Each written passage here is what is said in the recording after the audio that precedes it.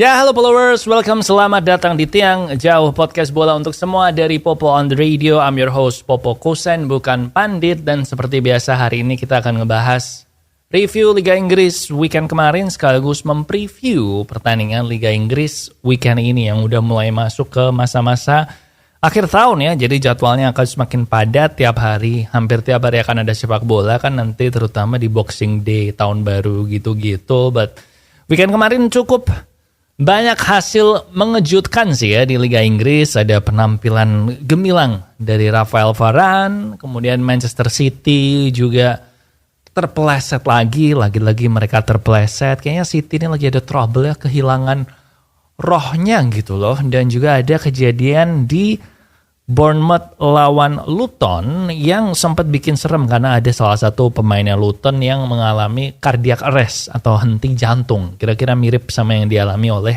si Christian Eriksen ya waktu di Piala Dunia kemarin. Tapi yaudah kita bahas satu-satu aja beberapa pertandingannya yang gue anggap seru. And kita mulai dulu Tiang Jauh kali ini.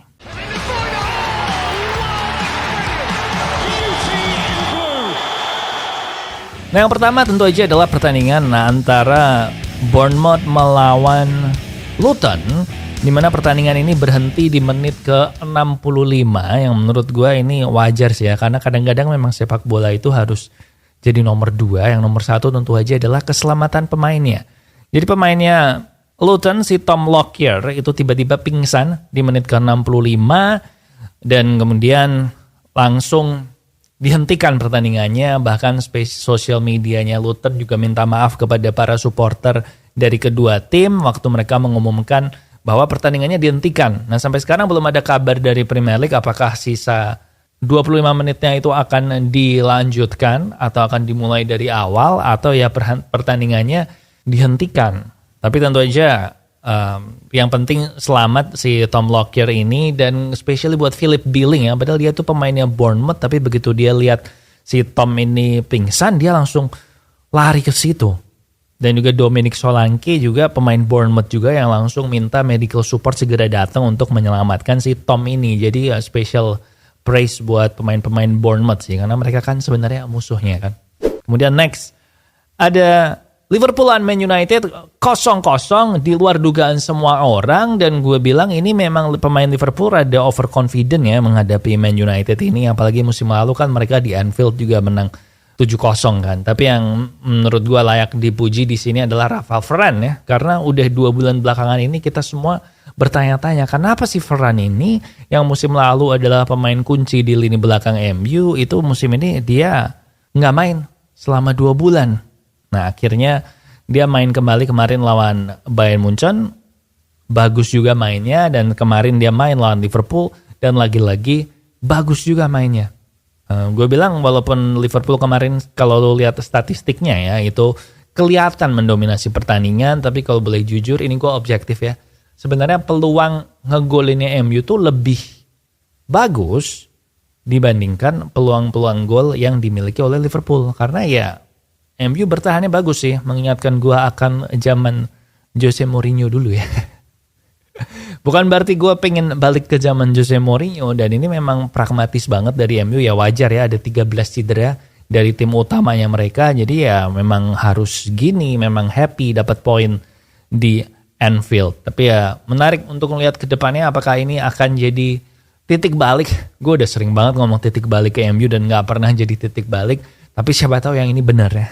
Kemudian next ada Arsenal lawan Brighton 2-0, dan Arsenal semakin dia balik lagi ke puncak karena Liverpool seri sama MU ya. Jadi Arsenal balik ke puncak klasemen, dan ini mirip kayak musim lalu ya, Arsenal juga puncak klasemen di fase-fase Natal, dan bedanya adalah yang musim ini menurut gua Arsenalnya lebih matang dibandingkan Arsenal yang musim lalu sih, terutama di bidang defense-nya. Gabriel sama William Saliba gue bilang saat ini adalah best defensive partner di Liga, dan Arsenal saat ini juga terendah di Liga jumlah rata-rata kebobolnya di tiap pertandingan, dan sejak tahun 2000 hanya Man United di musim 2012-2013 yang memiliki average kebobolan gol lebih dari 1 gol per pertandingan yang menjadi juara Liga.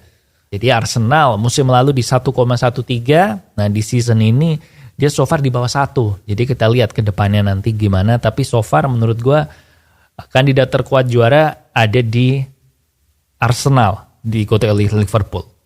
Dan salah satunya tentu aja karena Manchester City lagi-lagi terpeleset ya, mereka lawan Crystal Palace seri 2 sama.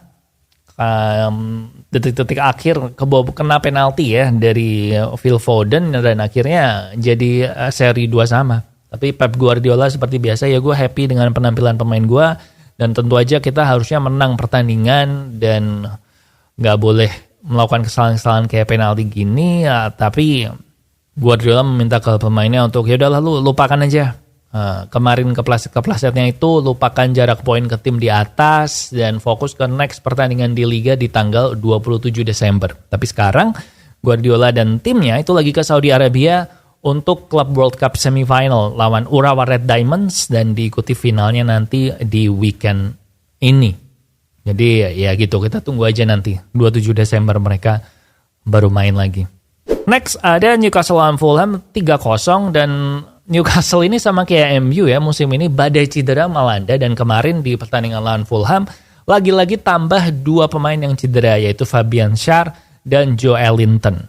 Yang si Schär ini baru awal-awal babak pertama udah harus diganti, si Joelinton juga harus diganti, dan I don't know man, kenapa ya si Newcastle ini banyak cederanya. Mungkin tim medisnya perlu direview sama kayak tim medisnya Man United sih. But ya Newcastle pretty good. Cukup ada kontroversi dengan wasitnya karena banyak pelanggaran yang diprotes sama manajer yang Fulham. Dan Fulham sendiri juga si pelatihnya si Marco Silva akan bersiap-siap dapat dihukum sama FA karena dia bilang wasitnya itu si Sam Barrett itu kurang pengalaman. Nah biasanya kalau kayak gini dihukum sama FA nih, kayak misconduct gitu, kurang sopan intinya gitu. Newcastle sendiri dengan kemenangan ini menghentikan kekalahan 3 beruntun di all competition. Jadi kita lihat apakah momentum akan berbalik. Terus mau bahas siapa lagi ya? I guess Chelsea ya. Pertama kalinya Chelsea menang setelah sekian lama melawan tim papan bawah. Mereka berhasil mengalahkan Sheffield United 2-0. Cole Palmer mencetak gol pembukanya, dan si Cole Palmer ini kan sempat main di posisi nomor 10 ya di awal-awal, tapi dia nggak gitu bagus di situ. Akhirnya waktu halftime dibalikin ke sayap kanan dan dia ngegolin di posisi sayap kanan itu, dan dia juga memberi assist.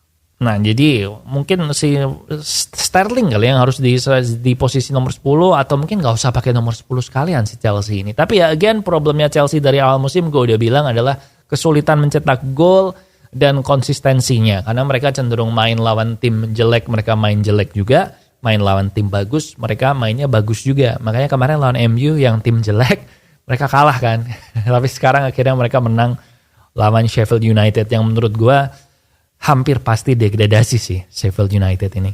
Kayak gitu aja untuk review Premier League minggu lalu. Kita lihat bentar di klasemen ya. Jadi Arsenal, Liverpool, Aston Villa itu di 3 besar. Arsenal 39 poin, Liverpool, Aston Villa 38, diikuti City, Tottenham, Newcastle, dan Man United. Jadi kayaknya so far ya Arsenal, Liverpool, Villa ini sih yang rebutan gelar juara. Sementara perebutan tiket Liga Champions yang terakhir ya City sama Tottenham. Tapi gue ada feeling ya kalau MU ini kayaknya bisa top 4 sih. Jadi ini prediksi tengah musim gue.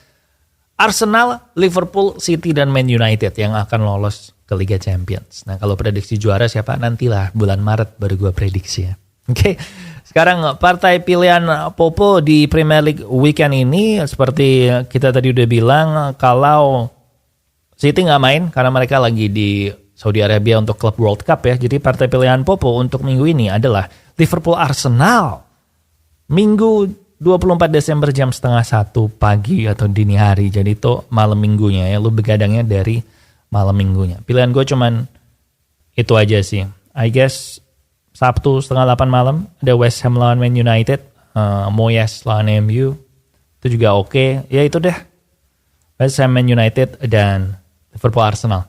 Oke, prediksi lu udah bisa lihat di layar. And kita ketemu lagi di Tiang Jauh minggu depan ya, abis Natal tuh di Boxing Day ya. Jadi gue gak akan ngebahas pertandingan Boxing Day kan udah telat gitu. Gue akan mempreview yang selanjutnya setelah itu. Oke?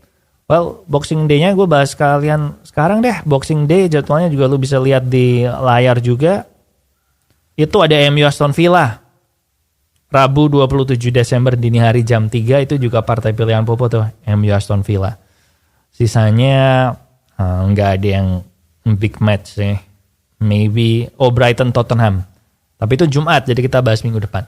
Oke, itu aja untuk Tiang Jauh kali ini. Jangan lupa share ke teman-temanmu yang juga suka bola. And thank you for watching. Ikuti subscribe ke YouTube Popo on the Radio juga. Nanti per Januari akan ada sedikit perubahan sama Tiang Jauh. Nanti kita bahas di episode yang minggu depan. Oke, di sini Popo Kusen. Thank you for watching. And we'll see you when we see ya.